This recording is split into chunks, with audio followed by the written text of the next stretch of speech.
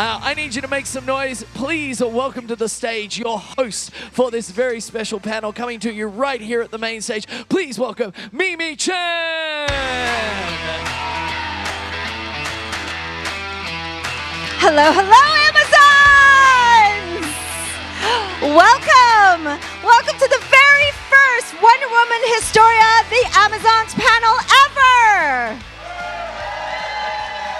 My name is Mimi Chan. I am an organizer, activist, podcaster, and I happen to be a Kung Fu master. So Kelly Sue says that makes me absolutely an Amazon. I'm also your host for today, and it is such an honor to be here. Are you guys ready? Are you guys ready? Let's welcome Team Historia!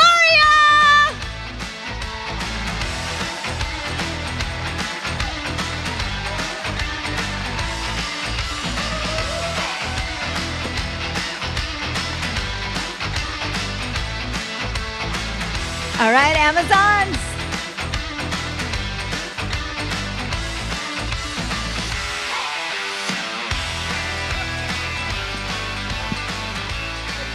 Here we go. Let's welcome our panel. As if you didn't know already, Kelly Sue DeConnick. Hello.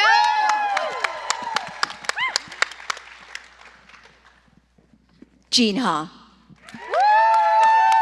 Nicholas Scott. Hi, everyone. Phil Jimenez. Clayton Cowles. And Andrea Shea. I'm hoping some of you have trickled in here wondering what's on the main stage. And so I'm going to ask each of them to just share their role in Wonder Woman Historia, just in case you didn't know. And we'll start with Kelly Sue. I am the writer of all 3 volumes, or 3 books. Thank you. It was hard work. It was insanely hard work. My name is Jean Ha. I was the artist on the 2nd volume who got to follow after Phil, and I was already a fan of his work, and he pushed himself further, and it's kind of like, oh, damn it, I'm going to have to work harder, too. Yeah. Following these 2 was a real pain in the ass. My name is Nicholas Scott. I was the artist on volume 3. Yay! Yeah, I'm Phil Jimenez. I drew the first issue. And designed so much. Yeah. So much. The reference material was overwhelming. I'm Clayton. I lettered all 3 issues. Clayton Cowles is a hero. I'm Andrea. I edited all 3 issues, but I was not the only editor of record, and we will talk about that later. All right. But I was there for all the publications. Okay, well, if you're all familiar with the book, you know that each begins with an introduction and invocation to the goddesses. And we're going to do that here too. So, Kelly Sue, would you be so kind? Yes. Okay, so it didn't feel right to have a panel in a room full of Amazons and not do an invocation and a thank you to the goddesses. So this is how we're going to play this, because you know me, you know I'm big on audience participation. So, so I'm going to read a thing that I have written, and when I point, I'm going to ask you to say thank you, because we're going to thank the goddesses for coming, all right? So when I say, we're going to practice this now. When I say thank you, you say... Thank you. All right, great. Here we go.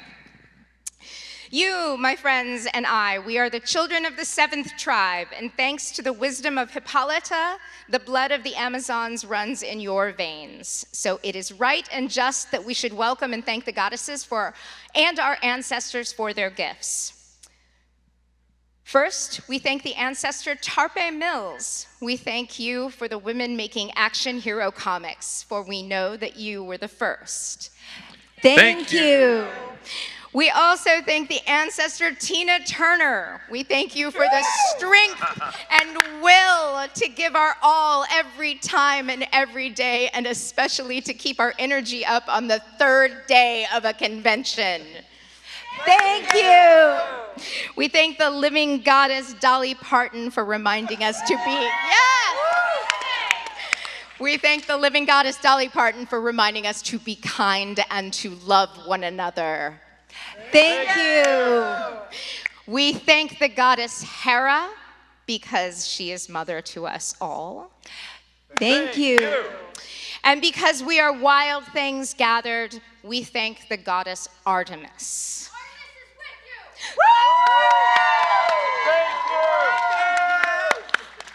You guys, okay, Artemis is in the room. Don't look. If you look directly at a goddess, it will make you go mad. Okay, all right. Artemis, we are here to serve you. What can we do to please you? I want to play a game. Okay, Artemis wants to play a game. That means we're gonna play a game. So, each of you should already have a bingo card in your hand. Do you have a bingo card in your hand? All right, this is how this works, okay?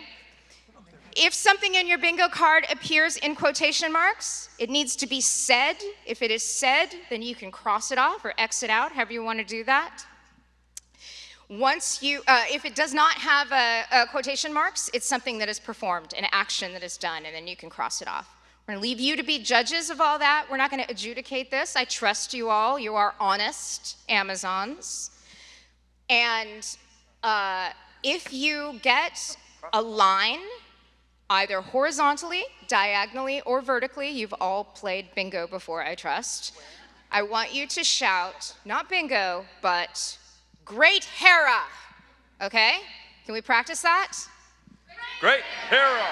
Excellent. All right. If you shout Great Hera, which you can do in the middle of a sentence if you like, all right, this is going to be the fun of it.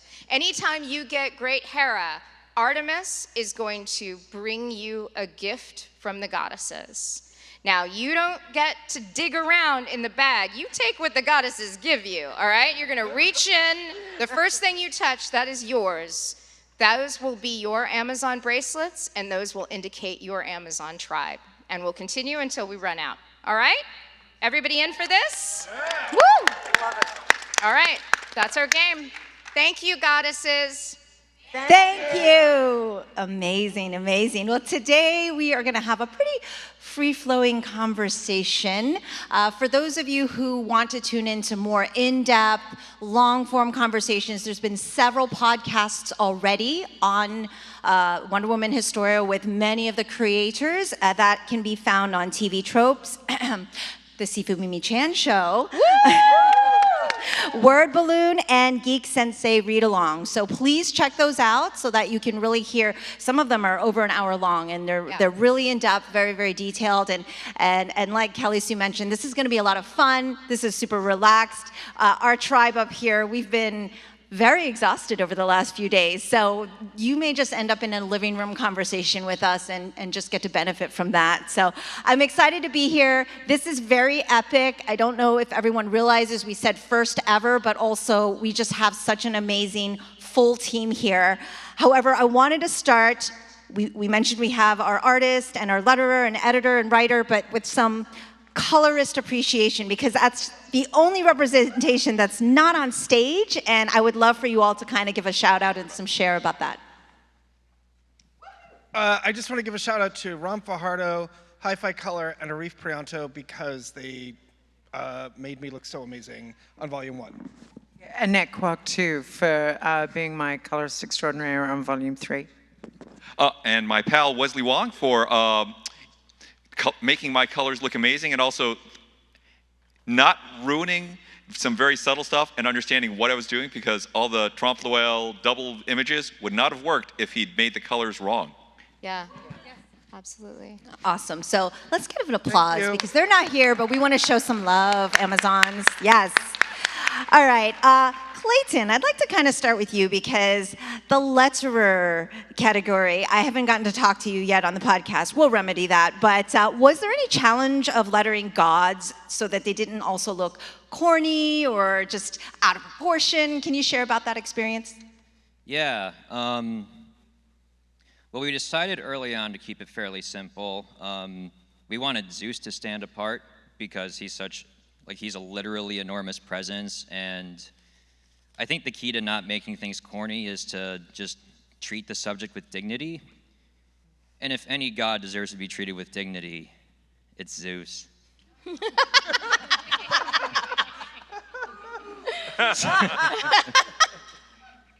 So that's my secret. All right, there you go, there you go. And I've heard, I didn't get the full story on this, but I know that Andrea and Kelly Sue on the lettering pass read-through Zooms was something that we wanted to hear a little bit more about. So maybe you guys could share that story. Many eyes just turned to me very silently. I mean, look, transparently, I've told many people this, and I feel like I've told you this to your face, Kelly Sue, but one of my favorite parts of making this book, and you have to understand, every part of making this book is your favorite part of making this book, because every day you get the most incredible pages you've ever seen. Sometimes you're getting them simultaneously. Jean and Phil, for a while, were working simultaneously, so I was getting different parts of the story at different times, very different perspectives, but equally devastating and beautiful in equal measure. So that was its own joy. But once you get all the inks in, you got to prep everything for the letterer so that you're not just flinging files at Clayton and being like, figure it out, I don't know. He has suffered that from me before, but not on this project. We were thoughtful about it. And one of my favorite things was getting a first lettering pass back, and that's true of every comic I work on. My favorite part is when it becomes a comic, when the letters are on it and everything's together, and you get to fine-tune all the pieces. And Kelly Sue is intentional about everything she does, but she is so intentional about her words in particular. And you see it in the script stage, you see it in how she interacts with all of us, the way she talks to us and how she engages with us. You really saw it in the lettering. And we would sit for 2.5 hours? Yeah. Long periods of time. Her and my boss, Chris, who is the other editor on this book, and could not join us, unfortunately, but would have loved to. Sitting on calls and reading every single line and seeing if it felt exactly right in the panel to honor the art that was turned in. And make sure that every word felt exactly right for the character and resonated in exactly the way you wanted it to. I mean, and sometimes it came down to like word choice, word tense, very specific things. And it was, I learned a lot from it, even though like I'm the editor.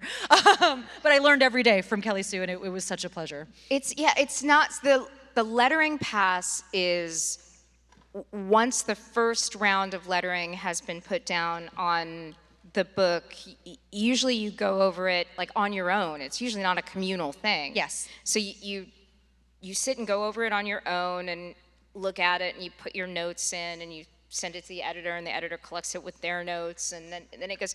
But on this, it's such a mammoth project, and to avoid there being like a whole bunch of back and forth and like, you know, putting the stickies on top of the stickies on top of the stickies, we're like, let's just try doing this on a Zoom call. And so Chris and Andrea and I sat there and read the book together and discussed places where we thought there needed to be changes or tightening things up or placement adjustments or whatever it was. And it was, okay, it takes a long time, but I think it probably cumulatively takes less time than all the back and forths would. That's actually a really good point, yeah. You know? Yeah. And it's genuinely fun, or I have fun. I had know, so I'm much kind of fun, a nerd. are you kidding me? So, but yeah, it was really, and we can ooh and ah about everything that people have done. That also too was very fun. Yeah. When we got to just look at the book as a whole, because I think when pages are coming in, it's a book in parts. Right. And getting the full scope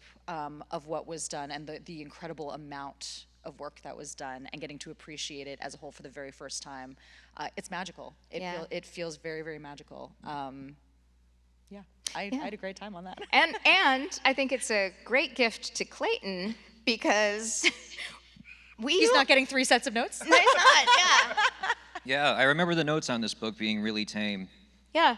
Very light on rewrites. Like there were maybe less than 5 balloons throughout the entire story that got more than one rewrite, but it was all with a purpose, and it was to find the exact right phrasing that this specific god or character would use. Yeah. And I feel like I didn't take a poll on this, but we can all agree that our Amazon leader, fearless Amazon leader, is definitely Kelly Sue in this project. And one of the things we spoke about throughout this weekend was how magical this has been for us to all be together, but how she also is able to push us out of our comfort zone a bit and really this is how Wonder Woman Historia is what it is, right? Is because of Kelly Sue's vision, her writing, but also her ability to collaborate and work with all of you. Can you maybe share a little bit about how she may have pushed you out of your comfort zone, or what that experience was like for you? I mean, there are two prominent ones that got mentioned in the back of the book, but I'll talk about it live here. The first one was, there's a scene where Hippolyta is riding a horse through a forest, and the script said, she's being followed by Artemis, but not Artemis physically there. And Kelly Sue did not specify how Artemis was in the forest in a visual medium and not walking there, except sometimes she is walking there. And You're welcome.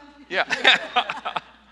And I am enough of a psychology, neural, visual, autism spectrum nerd. So it was like, okay, this seems to be tapping into some specific theories I have never used in a comic book before. And I'm going to have to push myself to try to create images of somebody in a scene without actually them physically being there, and make illusioned hidden image effects, which I never tried to do before like that. And thank God it worked. And then the second one I would not have thought of that in 1,000 years, by the way. See, that's the thing. You are the architect of this story, and it's not the architect's job to do all of the engineering and to figure out where all the pipes go.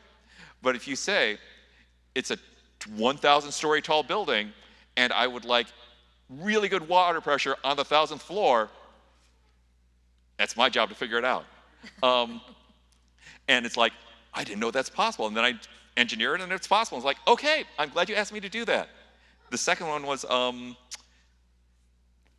3,000 years of injustice and injustices against women, represented using an angry Hera, birds, and feathers. And you can look, if you haven't looked at the book, you can see the solution, but it took a little thinking. And also it had to, and this is the other challenge, it's not just Kelly Sue putting these challenges to me, it was also looking at what Phil had done in the first chapter and saying, it's got to not be embarrassing next to those pages.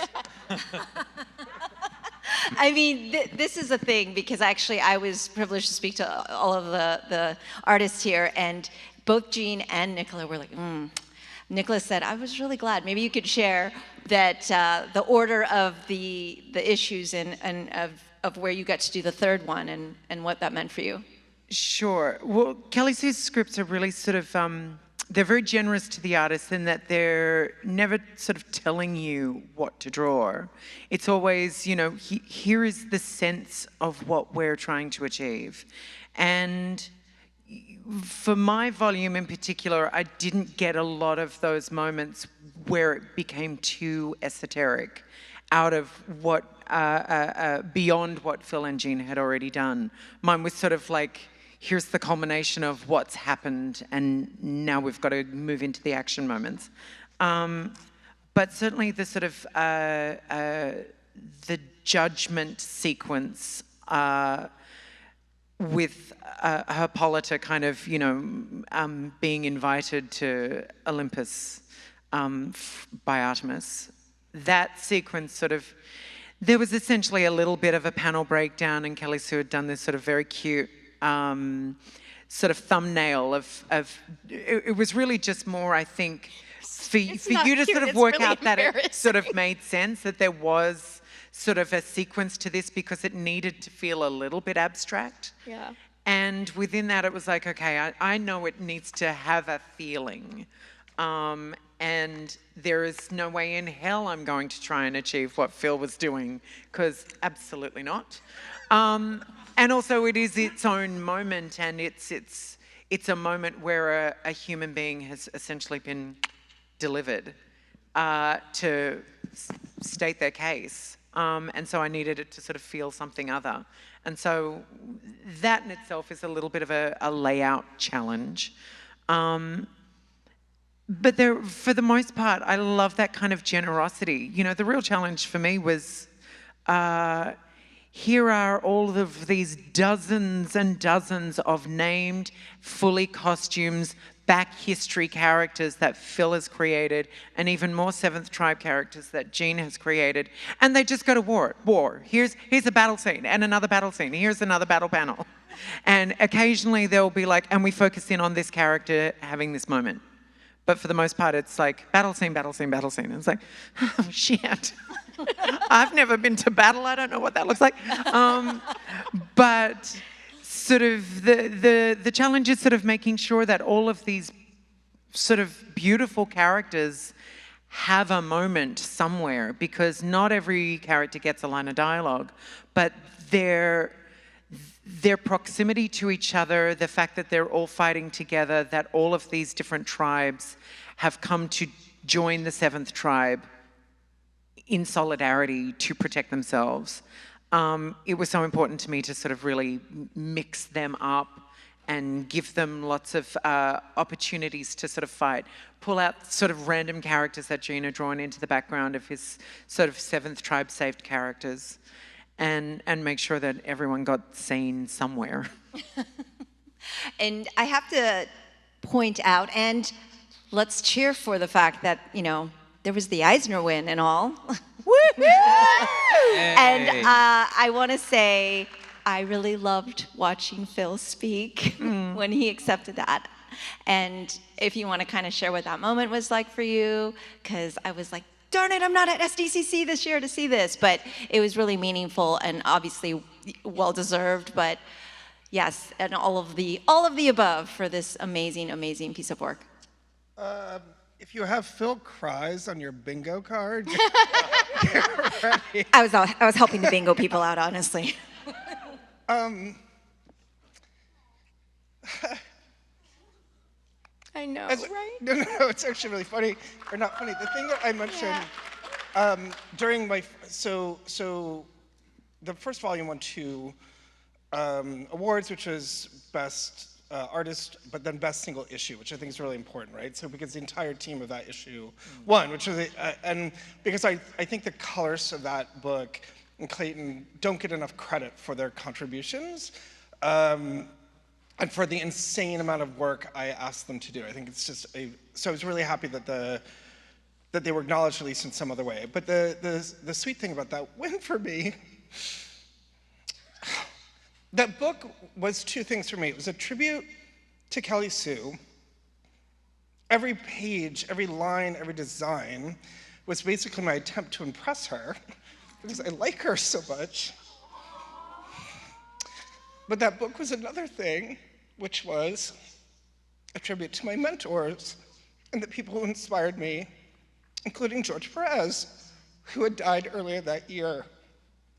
And the first time I was ever nominated for an Eisner, so was he, and it was bizarre, because I was nominated for a pencil and he was nominated for an inker. But we sat at the table, and it was the first time he ever called me son.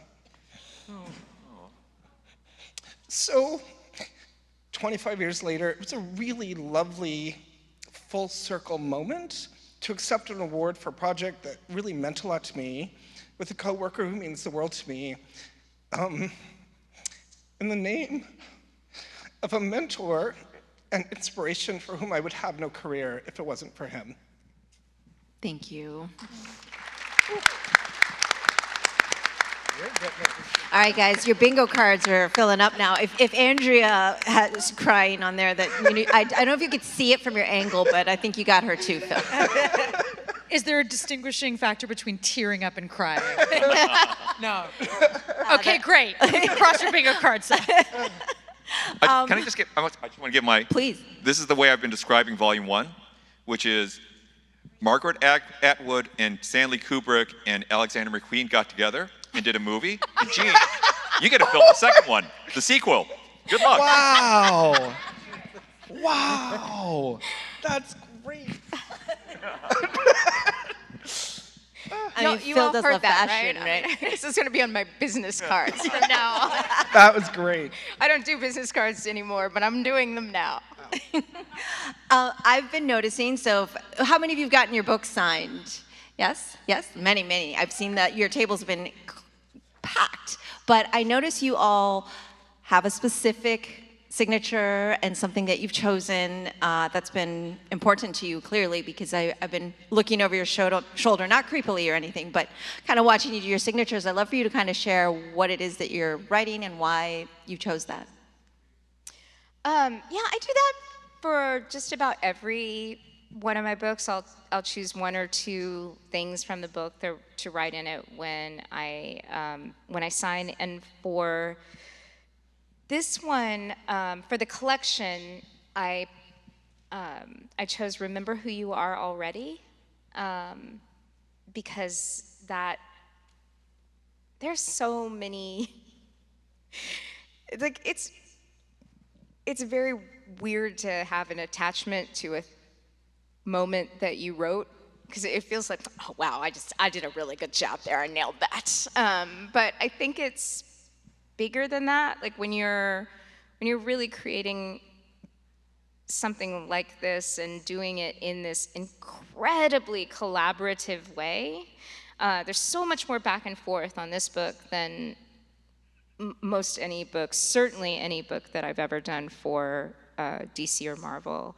It's really, really communicative, and so it's a magical thing, and there are a lot of points that really hit my heart, but the one that felt to me like it would speak to the reader, the person that I'm signing for, was the moment in book 2, because I think that's the message, right? That's the conceit of the whole project. This is a history of the Amazons written by the Amazons. They're telling their own story, and the reader is presumed to be a young Amazon learning the history of their people.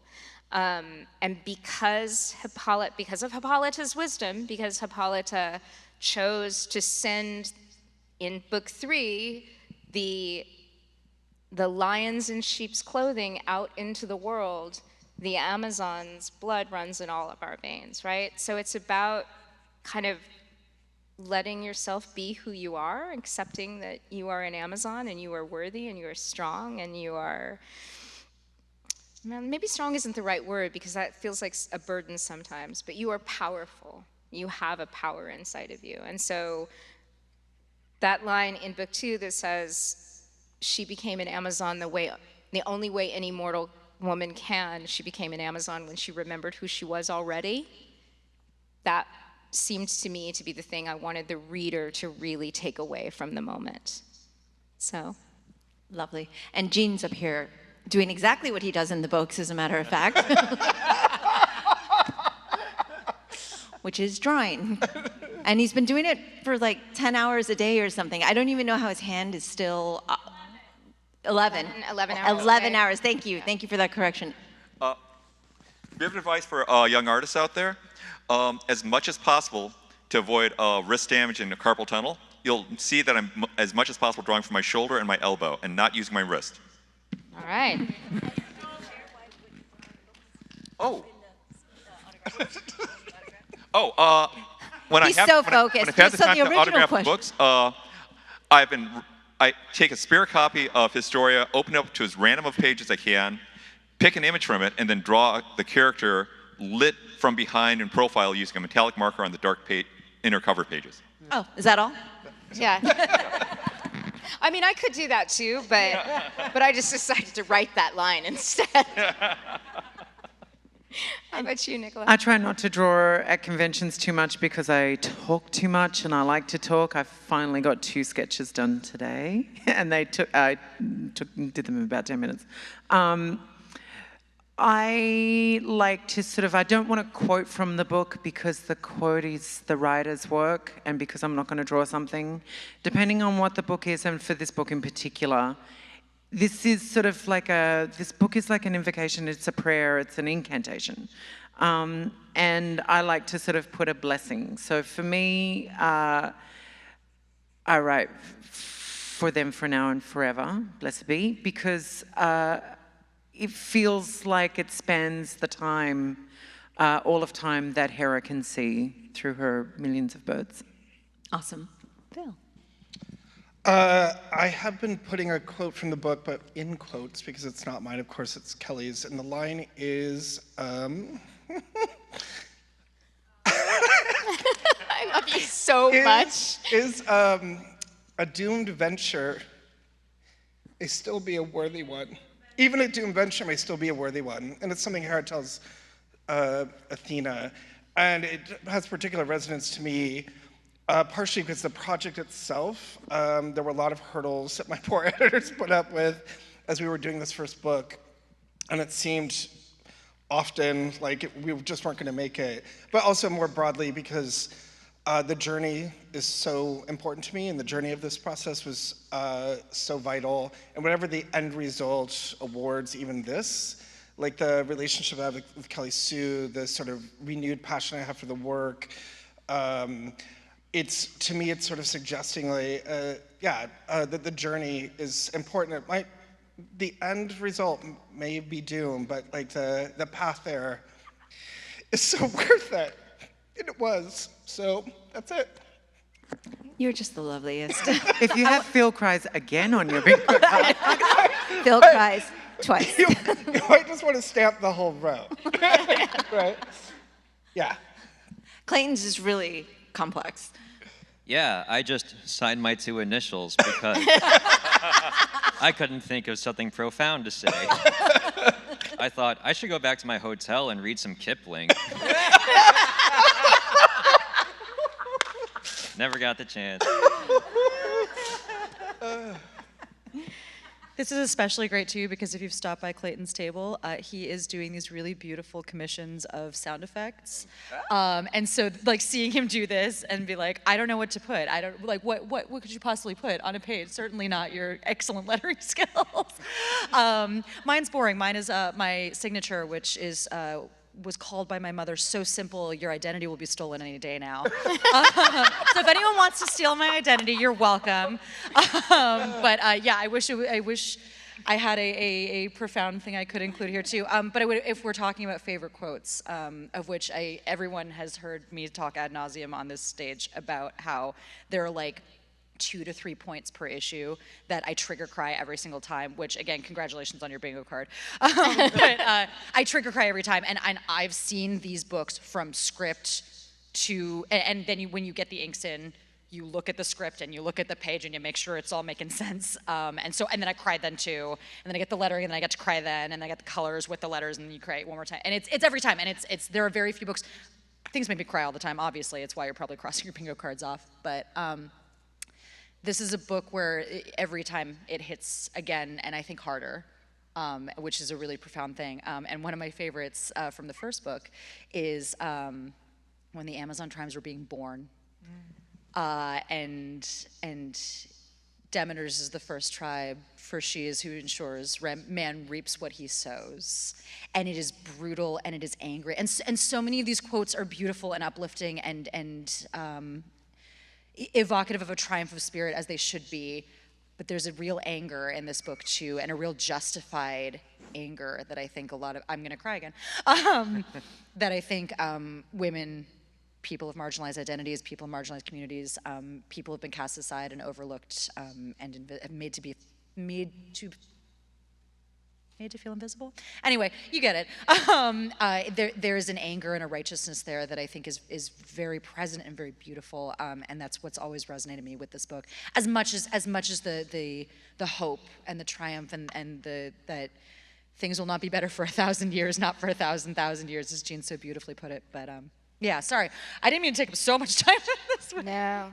It means a lot to me, and it has always meant a lot to me. That moment does it for me too.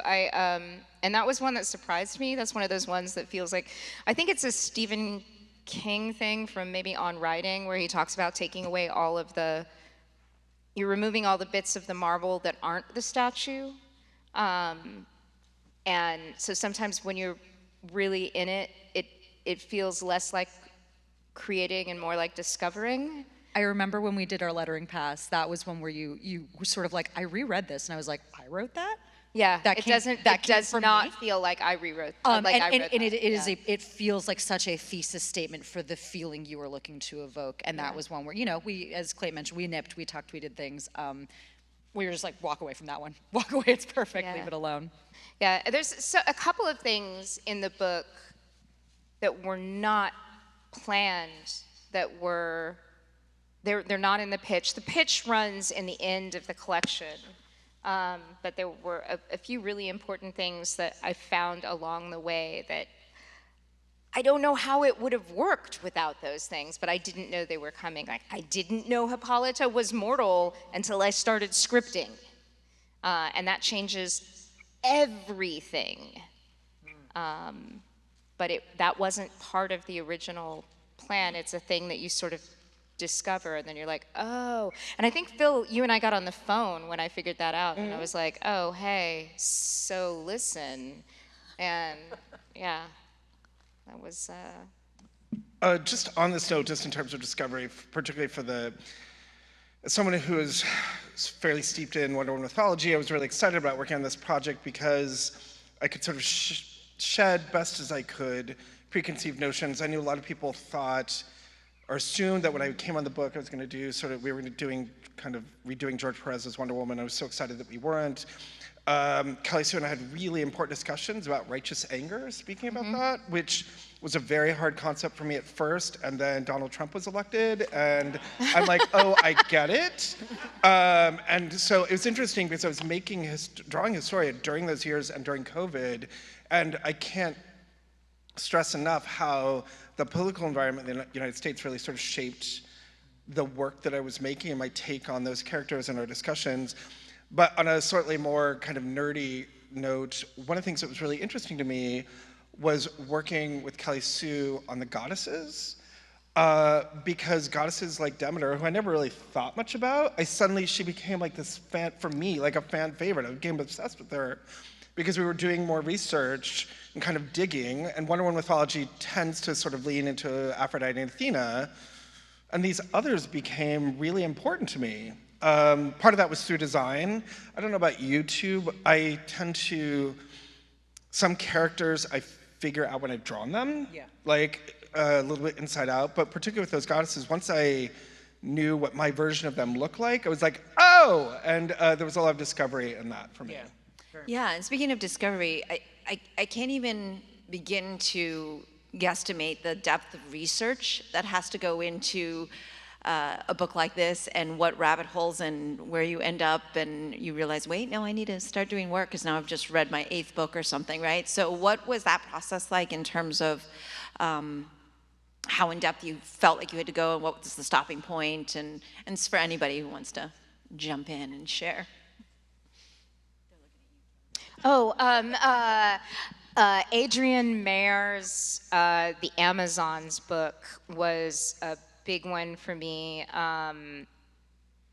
She just kind of goes through the history of women warriors in the ancient world, and also kind of breaks down some of the quote-unquote myths about the Amazons. I mean myths in that sense, in the like falsehoods, not in the like resounding mythic kind of way. But Adrienne Mayer, and then there's a lot of people, a lot of women in particular right now, who are working in prose fiction spaces, updating a lot of our stories, or not updating so much as telling them from perspectives that they hadn't been told from before. I'm thinking about the Circe book, Natalie Haynes's whole body of work. Margaret Atwood, although, did do one of these a while ago. She did I can't remember the name of it. It starts with a P. It's the Margaret Atwood book that starts with a P. Trivia. Yeah, that'll narrow it down. But yeah, so that was some of that research. And then a lot of rereading of Wonder Woman, Greg Rucka's work, George Perez, of course, Gail Simone's work. Like, I was like, what are the beloved high points, you know? But a lot, I have to say though, I have to cop to the fact that I am not the Wonder Woman scholar that Phil or Nicola is. even a little bit. So, and she, we never really talked. I don't know if you're deep in Wonder Woman lore. Actually not. Yeah. I'd read like bits and pieces of like the George Perez run, but I didn't read it all the way through, frankly, till after I got the book done. And then what I did was like reading it all in order for like 25 issues, like, oh, this is building a story I didn't know it was building. Yeah, it was bad. Man, George Perez is amazing, amazing, amazing work. And I remember reading that when it came out. Like, I had those issues. That was really phenomenal. But a lot of the, I leaned on Phil and Nicola for some of the Wonder Woman research, because I just didn't have that deep. But what was exciting was that you didn't. Yeah. So the interpretation could be new and fresh.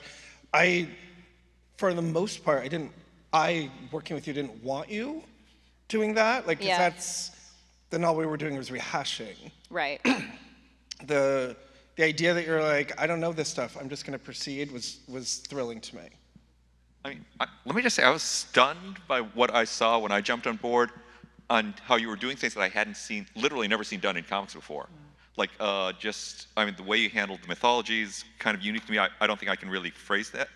On the visual stuff, I'll just say, no one had done costumes that ambitious before, because you have to draw them over and over again. And how you actually had the courage to do that, and it's kind of like, I'm known for detailed work, and I don't do that. Well, the funny thing is, I appreciate that you followed me. I thought I was going to draw it all, so I was drawing costumes and designs that I thought I would do, but clearly it just took so long. And Kelly and I decided early on, I think we were both in agreement, new interpretations of these characters, of these gods. I also took, really practically, I took that Black Label. So we were one of the first Black Label books. I don't know if you remember, but Black Label was kind of an initiative from DC. It was supposed to be really high-end stuff, and so I took it very seriously. I took that as a chance. I'd had a couple of rough years at DC, and this was a chance to sort of reinvigorate my career, to learn how to work digitally, blah, blah, blah. So I took that seriously. I took working with Kelly Sue really seriously. I took the label really seriously. I took this opportunity for reinvention really seriously. It was kind of a perfect melange. But I really did design a lot of the stuff not expecting to force other people to have to draw it. Yeah. But Thanks for that. Yeah, sorry about that. But it is so different, because honestly, if I had been the first artist in the series, I would have done riffs on classical gods, riffs on other cultures, and riffs on previous comic book versions of those things. And yours is like taking the most experimental high fashion and art and put, like I said, Alexander McQueen, and using that to symbolize concepts that Alexander McQueen would have trouble symbolizing inside of a costume, and just pushing it beyond your ability. Well, again, so Kelly Sue and I had a Pinterest. We have very similar aesthetic interests. And again, we knew that we kind of decided early on that these gods, this is not how they actually look. They can look like anything. Right. The last thing we want to do is put them in togas. I certainly didn't. Alexander McQueen has been a huge influence on me for a zillion years. If you look at Kraven's Last Hunt from Spider-Man, the little girl Kraven, that's a full-on Alexander McQueen ripoff in that, right? So I'm just very into it. I'm really into bringing sort of high fashion, other high art into comics. But it was again, we had so many conceits, but one was that any in volume 1, any pages that had gods on them would be a 2-page spread. Yeah. That scale was really important. So I'm of the belief that this is nerdy, but in comics we reduce gods to superheroes. And in this world, I wanted them to be truly divine beings, like with a spark of divinity. So that, to me, implies scale. And the other thing is, I tend to think of gods as elemental beings, because I'm going to assume that in prehistoric mythologies, gods came about as a way of explaining the universe. So Zeus was the embodiment of a living storm, that kind of thing. Hestia was made of volcanic fire. And what we got out of that, at least visually, was something that we hadn't really seen before in comics. Like it was just an approach that we had not seen. Yeah, well, you took it to next level. We had a conversation about you, and you were telling me about him showing you different variances of shoes and. Yeah, yeah. It was the double-page spread introduction of Hera. I think you drew 2 or 3 different shoes for her and like fully rendered the shoes. And then you were like, which shoe would you wear? And it was like the sandal. So is it Yeah. like beaded? Is it like bejeweled? Yeah, it's very it fun. was like really, honestly, they're all fine. I don't know, like they're very beautiful. I would wear any one of them. I kind of want Phil to design clothes for me. Like I'm just, Oh no, a million times, yes. Yes. This is a goal.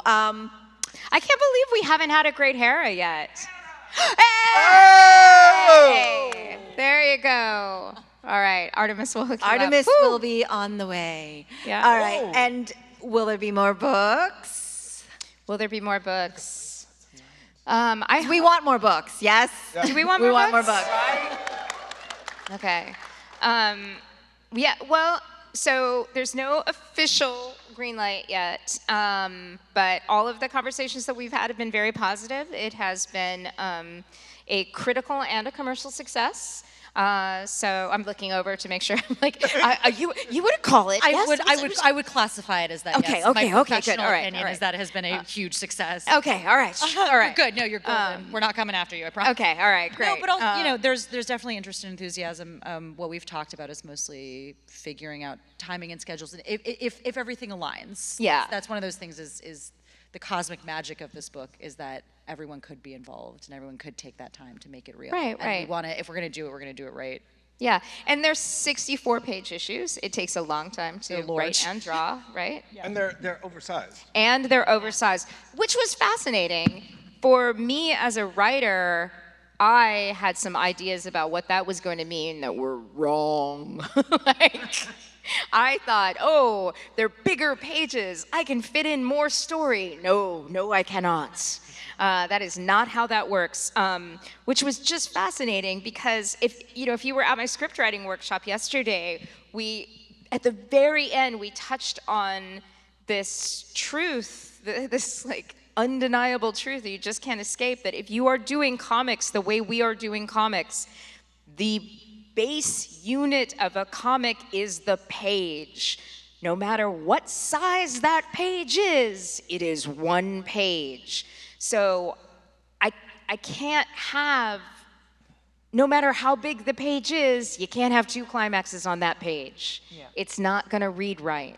So it can give me room to have pacing that sort of suits my sensibilities a little bit better. We can have more silence and more drama, I think, because of the space that we have.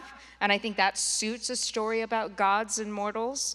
But the larger page did not mean more story, which I found fascinating and was like, well, how about that? Okay. 64 pages, however, does mean more story than 22, which was nice. Just the feeling that like I could, we have to give them a whole meal, and we can do that in a really robust way rather than sort of like, okay, high points only, you know? Yeah. Yeah, and one of the things I feel a lot of readers look at and start to, I guess, pick your tribe, right? You basically start reading like, ooh, which tribe am I? I'm curious up here what the tribes mean to you, which tribe jumps out at you, and which one calls to you. So I'd love for you to choose your side, choose your tribe, Amazons. Yeah. Nicola looks ready. I do. I know. Artemis and Athena have always been sort of the goddesses that I lean towards. I have a lot of Artemis and Athena sort of paraphernalia at home that I've collected throughout my life. But I have to say, sort of when I was reading through Phil's volume and the like 2/3 to 3/4 of the volume that Jean had done by the time I was sort of gearing up,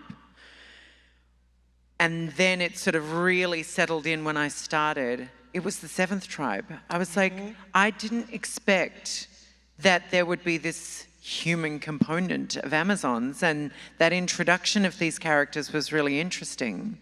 And our first scene, so it's after the invocation of the goddesses and after Hera's first few pages, we arrive at the seventh tribe sort of camp, and in strides these sort of three Amazonian, goddesses, goddess-created Amazons from three different tribes who are all just sort of like, this is actually kind of nice.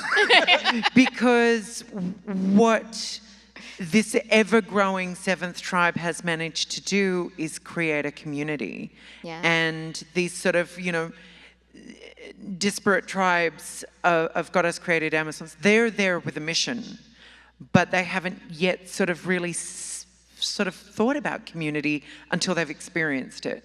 And here it is, it's this sort of, everybody is working for each other's protection, for each other's shelter, for each other's sustenance. And there is Hippolyta, who just sort of happens to have been elected queen by these guys because she's fought for them, both verbally and physically. She has galvanized them as a group and made them feel safe. And that made me think, oh man, yeah, I'm bowing at Hippolyta's feet, man. I'm seventh tribe. Nice. Anyone else? I'll say, as a kid, I loved Athena, though it disturbed the heck out of me when I read the actual, what histories were available to me as a kid, on what Athena would actually do, like, oh, you're actually better than me at weaving? I'm going to turn you into a spider and curse you for being too clever. Or, oh, Ulysses, you're so clever in doing all the horrible things you do. You're my favorite. And it's kind of like, looking at that as an adult, it's kind of like, no, the gods Athena, are assholes. no. Yeah. So the way the Volume 1 and then Volume 2 and Volume 3 have helped redefine the goddesses and what their story is has really, really been good to my heart. Because I love the idea of Athena. I hate what Athena does in the stories.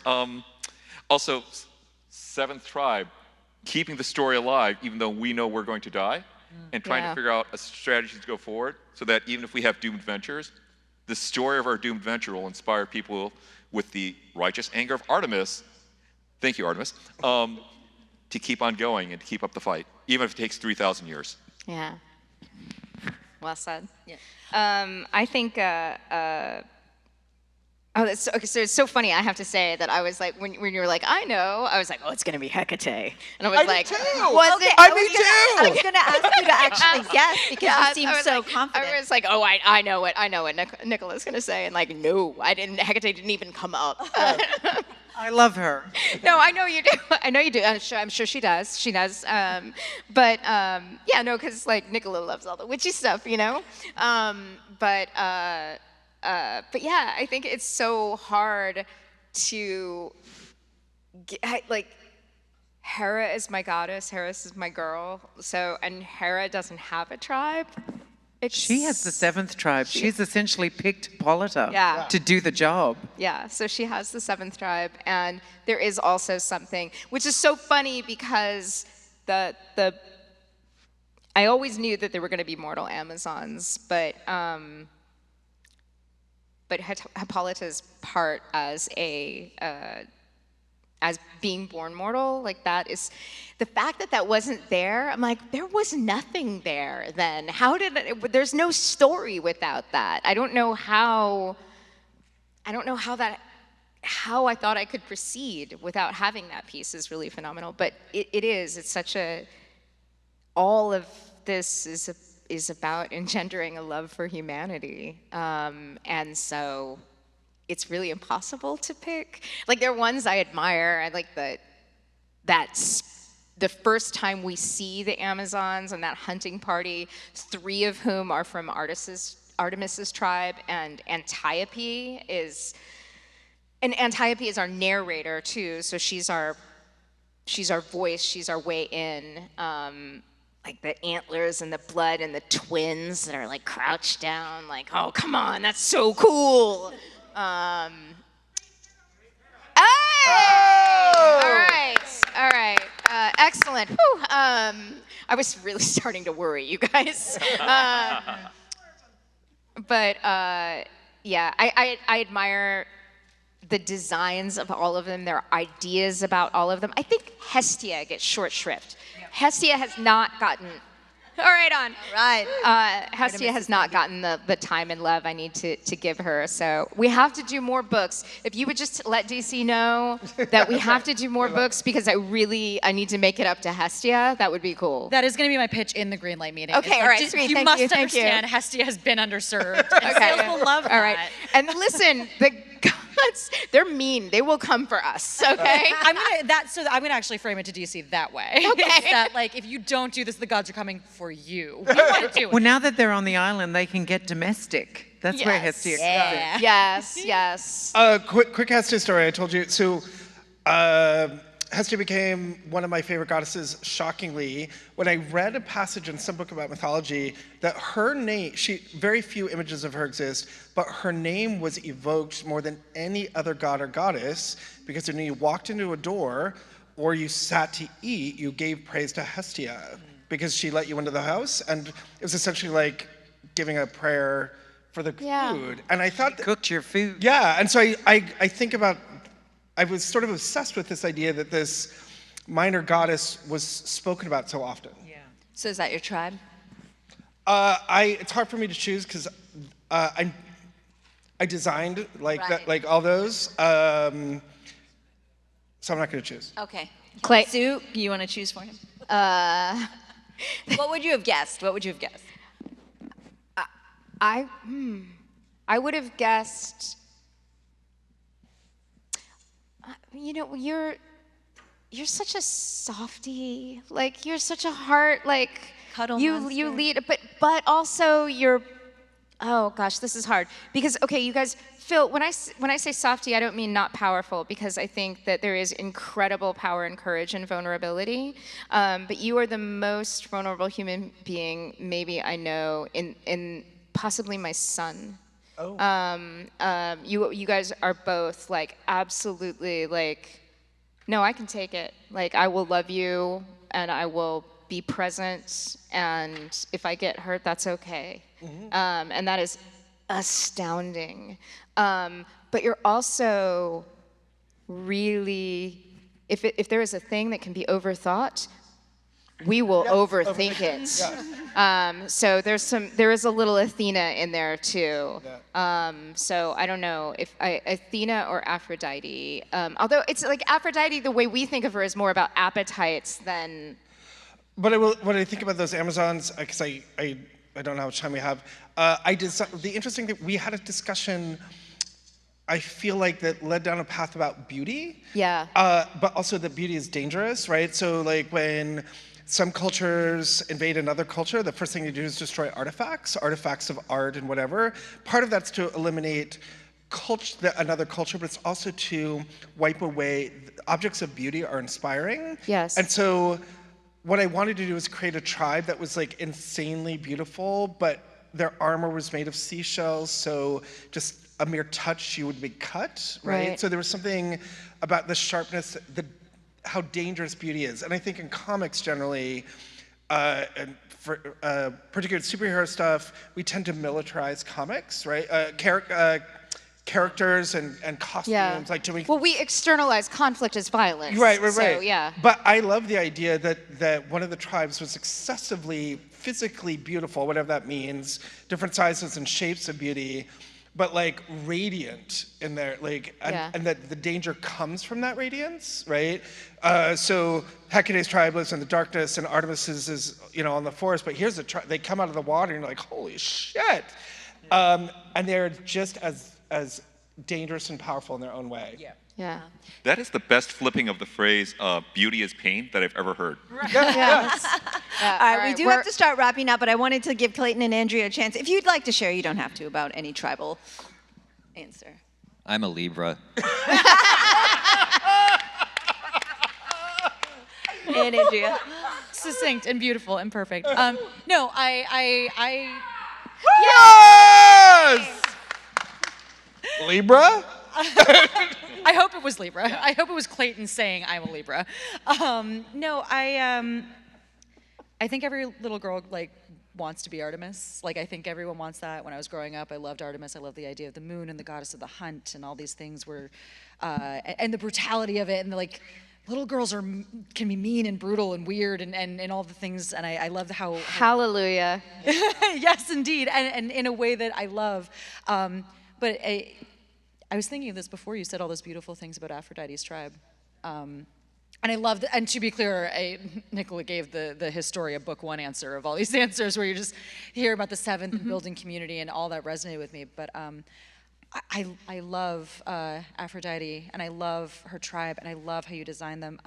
Part of it is very superficial.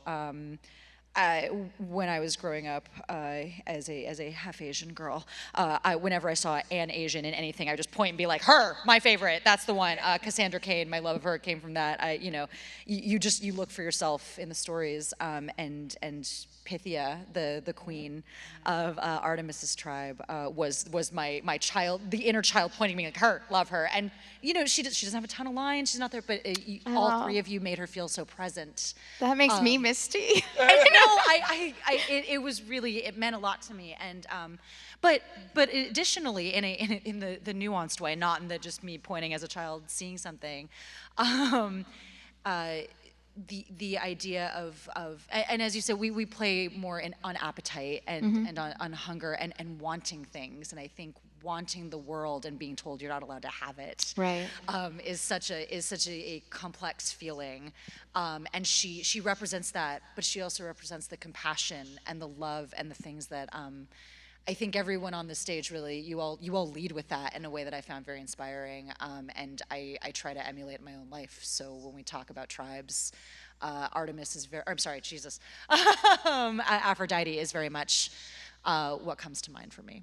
Beautiful. Amazing. Well, Amazing. I'm crying again. You all are my new so tribe. great for everybody. One last Artemis thing, just really quickly, especially because you can see it here. When Kelly Sue and I were first talking about the goddesses, she described Artemis as like a child with skin knees, like a little girl with skin knees.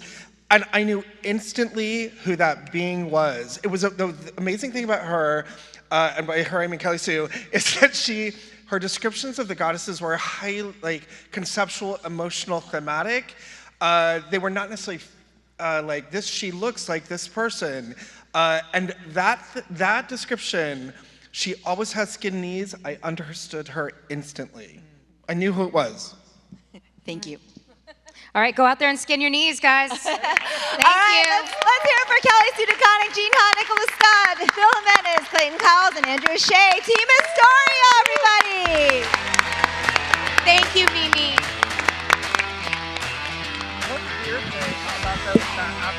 Yeah, what an incredible way to wrap up our panels here at the main stage of Rose City Comic Con. Once again, thank you to everybody that made our panels a success, that made Rose City Comic Con a success, and we hope to see you back here in this room, maybe even as soon as next year. Come and visit us again. We'll see you then. Bye.